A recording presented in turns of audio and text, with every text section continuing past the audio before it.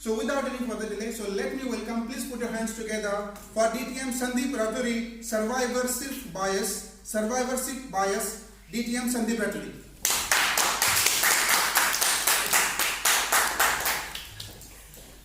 I'm sorry for shaking your hands, but I think I should have just said namaste. Okay, I'm going to talk about something that most of you are probably already aware of. But this is something which is close to my heart also. I'm going through that phase of my life where probably I need to know about this more than any of you. I'm going to talk about survivorship bias today. What exactly is this? And I'm going to explain it to you, and I'm going to explain it to myself also, so that whenever I have to take a decision in my life, I take the right decision. So during the First World War, say somewhere around 1915, body helmet was introduced for the very first time. Those steel helmets that you would have seen. Right? And the objective of introducing those steel helmets was that there were too many casualties because of the head injuries. So that was introduced and it was patented by UK also. But it was noticed that after the introduction of those steel helmets, there was an alarming increase in the number of victims of head injuries in the hospitals. And that was something which was very baffling for all of us. But I'll tell you later on why it happened. Let me straight away take you to the Second World War. Now, what was one of the biggest difference between the First World War and the Second World War was the air power. You would have seen all those documentaries, you would have read in your papers, there were too many aircrafts, right? And there was usage of aircraft was too much during the Second World War. They were bombing everywhere. Of course, the World War also ended because of when the aircraft dropped that atom bomb on Japan. So what happened during the Second World War, most of the countries, the allies, were also dependent on the air power. So many aircraft were going, but not all of them were coming back.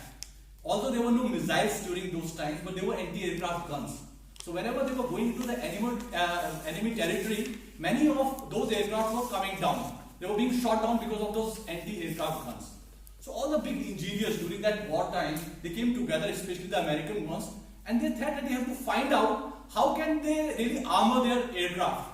Now, of course, they could not armor the entire aircraft because then it would become too heavy. It would not be able to fly. So they wanted to identify those specific places which they can supplement with armor, and so that the casualty of those aircraft would reduce. So they started checking all the aircraft when they were coming back. They were noticing what was the problem with those aircraft, and what they noticed was when they're coming back, when they noticed most of the aircraft, they realized that the pattern of the aircraft's hit was like that. Now this is something which I have drawn. My son draws better than me, but this looks like an aircraft, right? So just imagine that this is an aircraft, American aircraft, and what they saw that most of the bullets were hitting the aircraft in these regions, right? These were the regions where most of the bullets were hitting the aircraft. Now they had to take a decision now. Now they have to take a decision that which part of the aircraft they need to armor more. As I said, that they could not armor the entire aircraft for obvious reasons because it would become too heavy. So they need to identify those places which were being hit by the bullet. And they almost took a decision that they should be reinforcing these regions. But there was a man called Oswald Bahn, and he said, no, these are not the areas which you should be supplementing with armor. What you should be doing, because what you are seeing, only those airplanes which are coming back. The airplanes which are not coming back, they are getting hit on the other areas than these bullet holes that you are seeing. And this is what we call survivorship bias.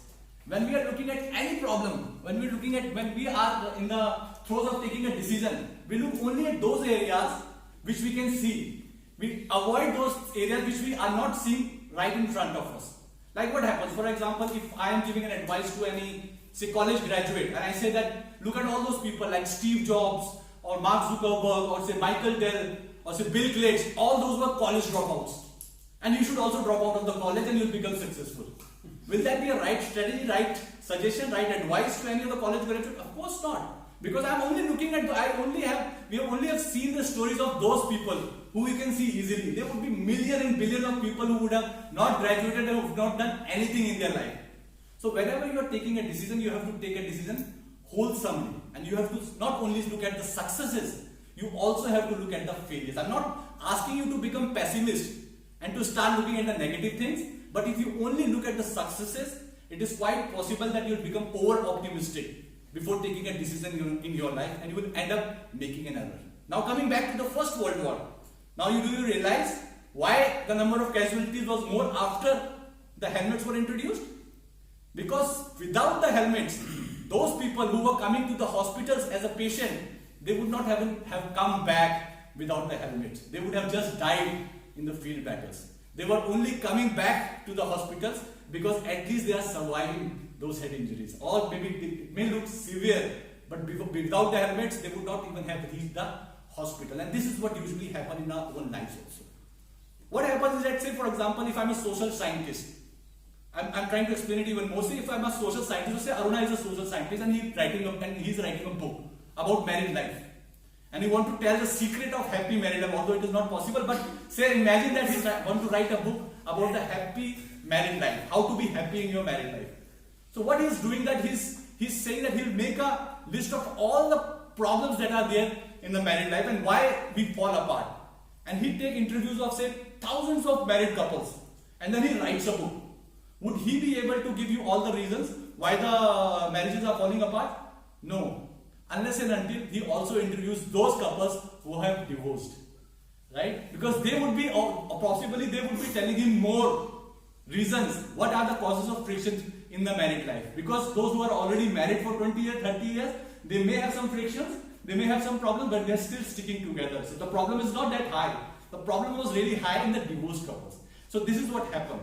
So there are things that we know, there are things that we know that we don't know. But there are also things that we don't know that we don't even know. So these are the things that you really need to look for. And unless and until you do that, you may never be able to reach the correct decision. So whenever you are taking a decision in your life, just think that survivorship bias is always playing the games with your mind. You are only looking towards the positive side and you are saying, yes, I'll achieve this, I'll achieve this. You are not looking at what could go wrong. So unless and until you look at both the options that are in front of you, you would never be able to take the correct decision. So next time you are in the throes of taking a decision, just think that something could go wrong also, something could go right.